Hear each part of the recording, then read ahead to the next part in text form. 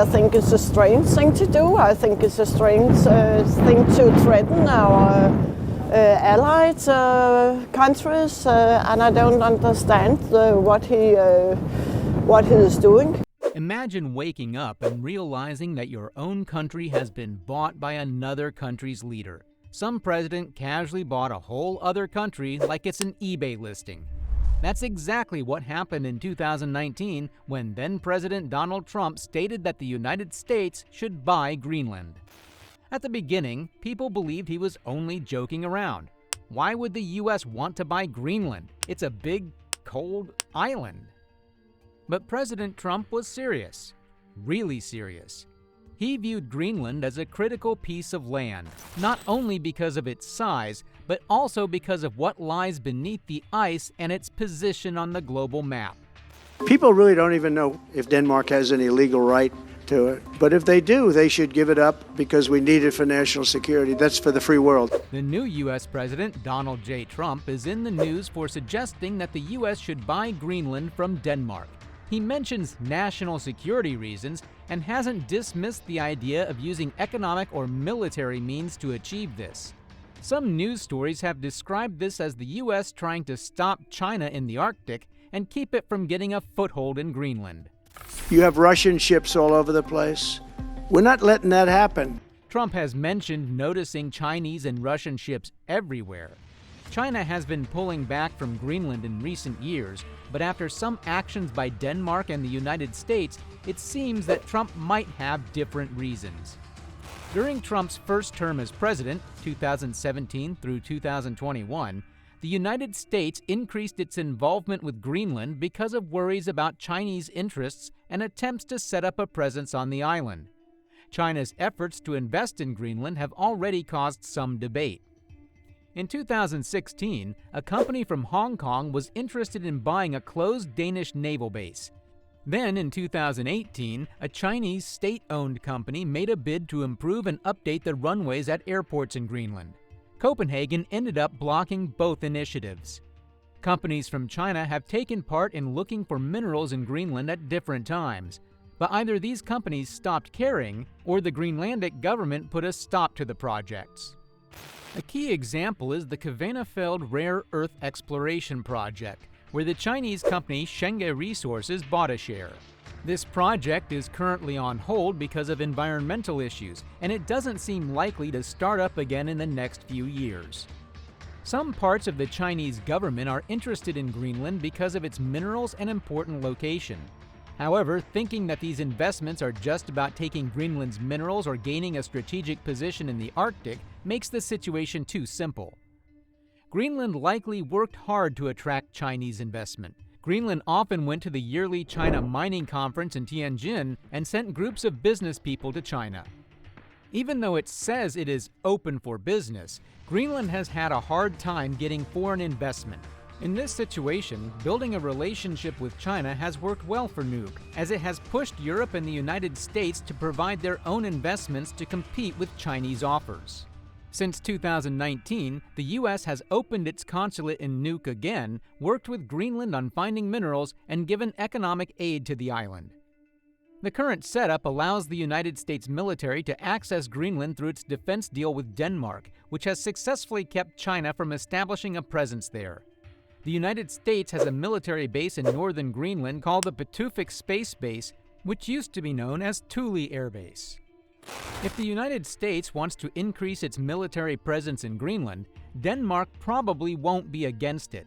During peacetime, Danish law does not allow the placement of nuclear weapons. Still, it seems unlikely that the United States would want to take over Greenland just to place nuclear weapons there, especially when it could possibly work out a deal with Denmark, like it did quietly during the Cold War, or if Greenland became independent, directly with the Greenlandic government.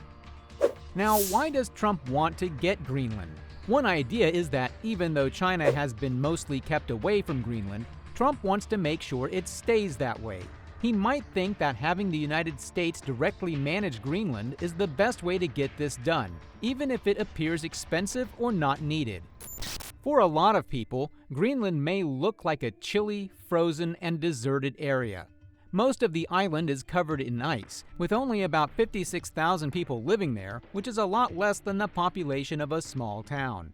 Even though it has a tiny population and tough weather conditions, Greenland is really one of the key places on the planet, and many countries are trying to acquire it.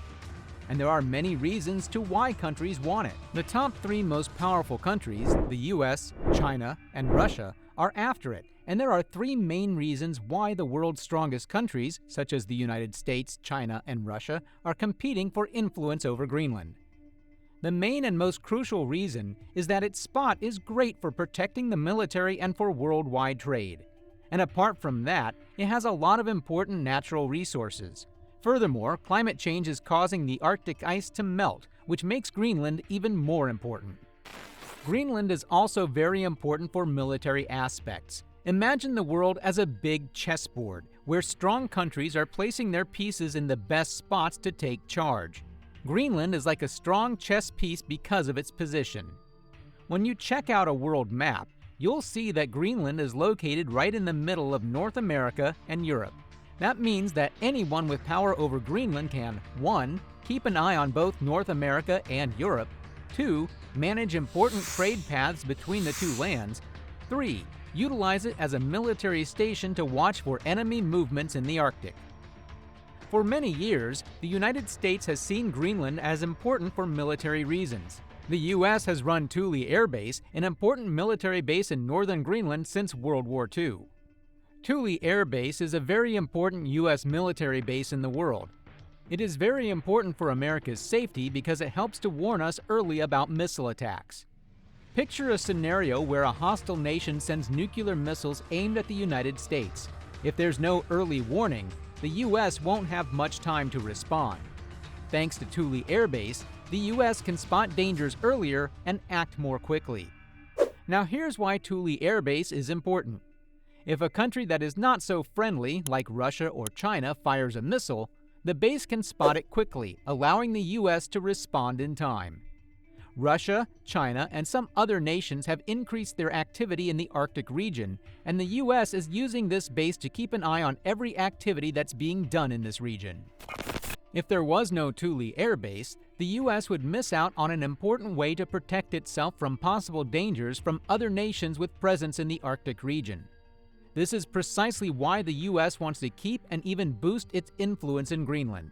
If a country like China or Russia gets too strong of a presence in Greenland, it might cause national security problems for the U.S. Greenland isn't just important for military defense, but also for trade and shipping. For many years, the Arctic Ocean had a lot of thick ice, which made it very hard for ships to get through. Instead, ships had to go on long paths through places like the Suez Canal. It links Europe and Asia, but it can get really busy and has been an area of great conflict in the past. And then there's the Panama Canal, which links the Atlantic and Pacific Oceans, but it is not close to the Arctic. Now, due to climate change, the Arctic ice is melting quicker than it ever has. This is making new paths that could help ships go shorter distances between North America, Europe, and Asia.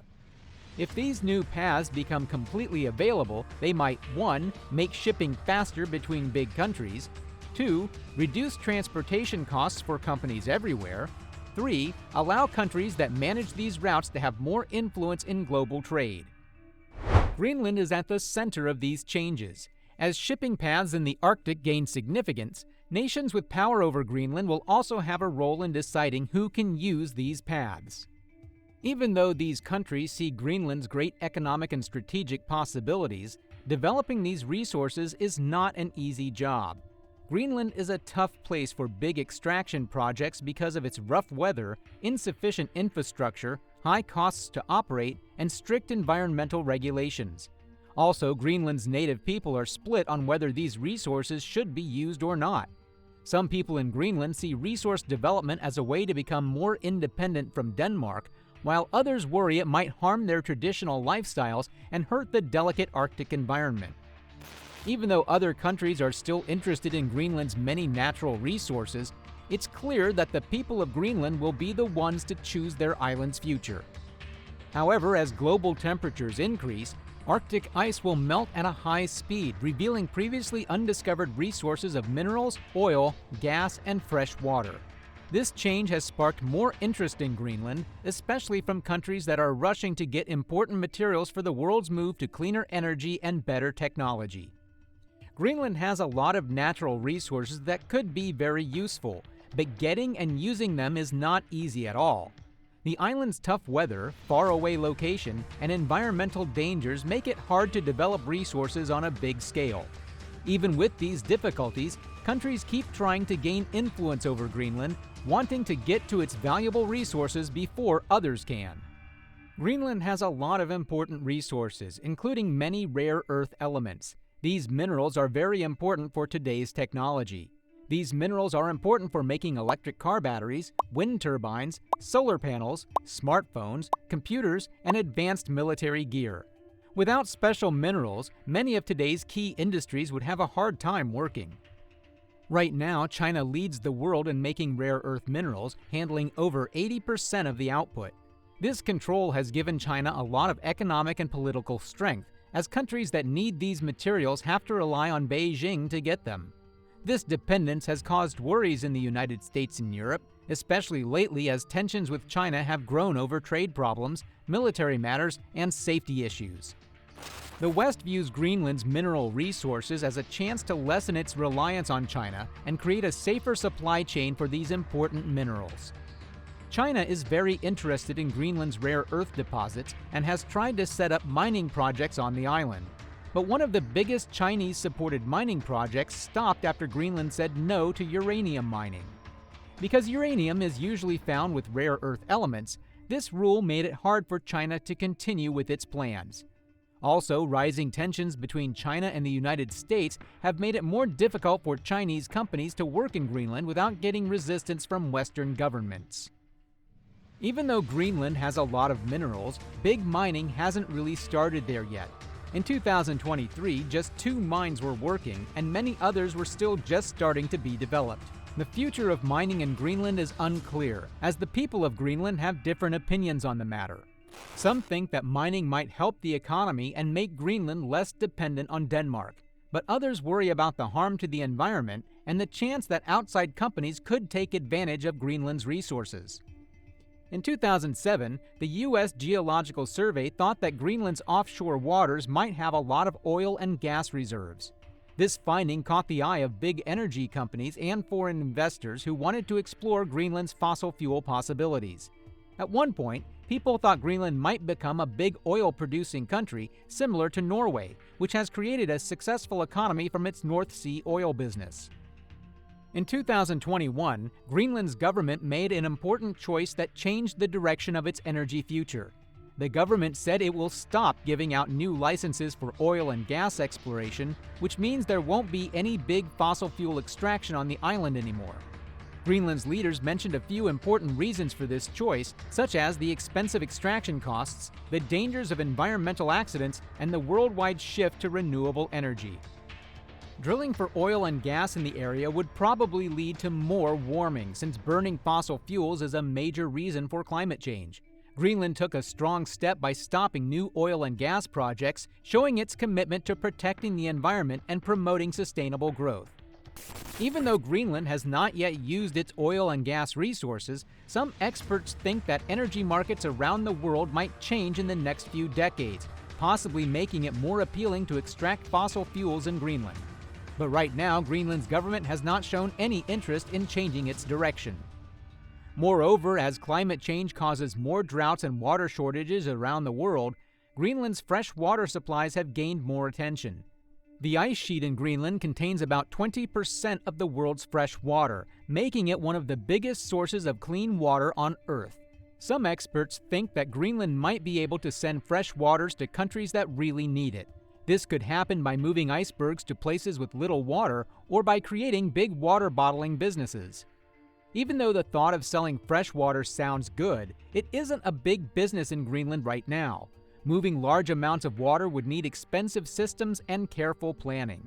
Also, a lot of people in Greenland are careful about using their natural resources in ways that might hurt the environment. As the world's need for fresh water is likely to grow in the next few decades, Greenland has not taken any big steps to start selling its water supply. As the world's strongest countries compete for access to Greenland's natural resources, the island must make an important choice about its future. Even though it has many minerals, fresh water, and fish that could bring great economic opportunities, the difficulties of getting these resources, taking care of the environment, and political pressures make this a tricky situation. Greenlanders need to think about the possible good things that come from using their resources and the dangers it might bring to their land, culture, and daily life. In the end, the future of Greenland will be shaped by its own people, not by outside forces. As the island works to find the right mix between making money and taking care of the environment, one thing is certain: Greenland's natural resources are for the people of Greenland, and they will choose how to use them.